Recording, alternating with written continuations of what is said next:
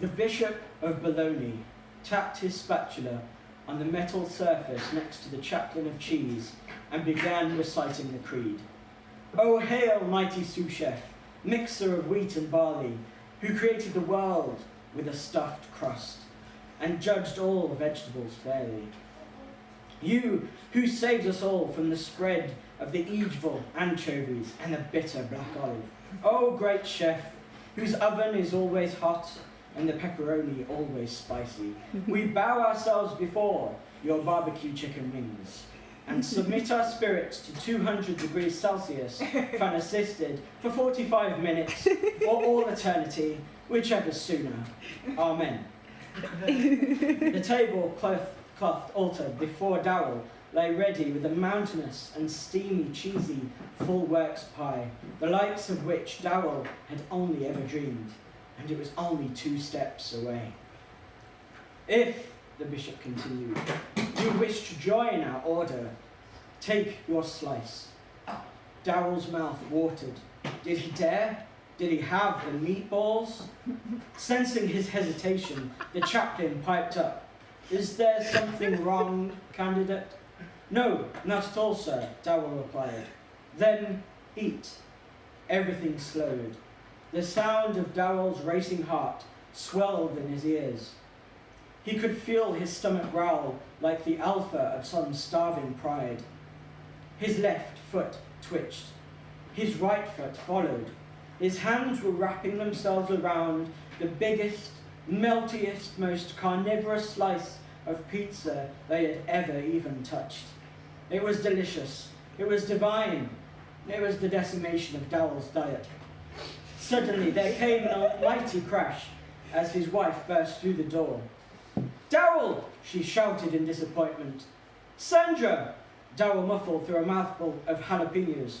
"It's not what it looks like."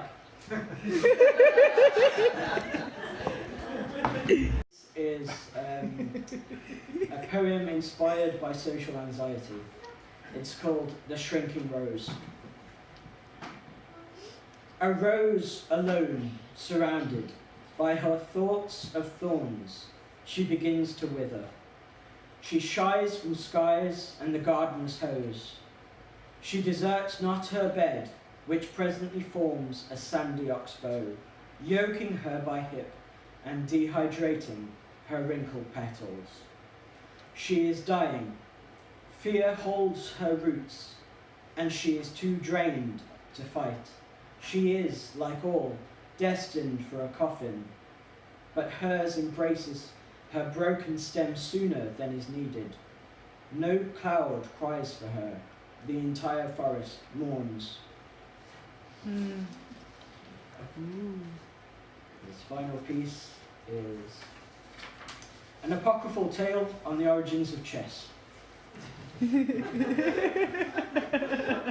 Long ago, Saul the toy maker whittled away in his workshop, crafting intricate figurines. News arrived of a new game called chess. Intrigued, Saul began work on his very own board, complete with ornate pieces to sell in his shop. The trouble was, he wasn't sure what these pieces were. He'd only heard descriptions from snatches of grog-fueled conversation in the tavern nearby.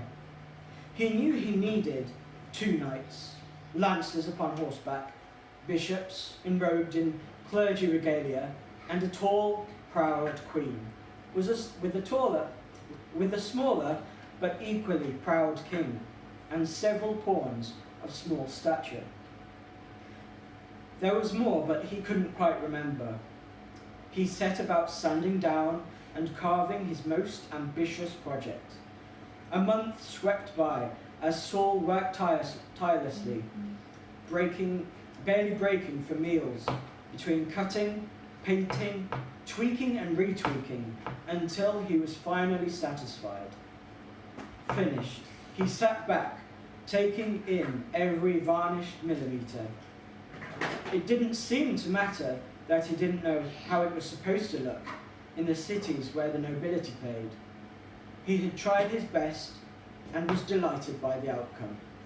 That was until an official from the castle visited Saul's humble shop. The stern man wore plush, medal-adorned robes. He explained he was looking for a gift for the young prince. He scoured the shelves and nooks with militarily keen curiosity until he arrived at the proud Saul's chessboard. Saul noticed his frown had become a slight smile. Encouraged, Saul asked if the gentleman wished to buy it, but it was met with derisive laughter. "What do you call this?" "It's my chessboard, sir." "What's this extra piece?" He scoffed, pointing to the hunched figure. "That's the Doge." "The Doge?" "It's the wisest of all. He watches, judging all other pieces, protecting the pawns from unfair attacks." "That's absurd. There is no Doge in chess." Poor Saul was ashamed. "But who looks after the pawns?" "They're pawns, fool. Only the elite matter." And with that, the man departed. Saul removed the extra piece, blew out his candles, and retired. Left on the windowsill stood the unwanted piece, no longer with a square on which to stand. There it stayed, casting a delicate shadow on the board from the moon outside. It stayed there as winter came. It stayed there when spring returned. And it stayed, watching, as the board and all the other pieces were sold to a peasant boy one morning.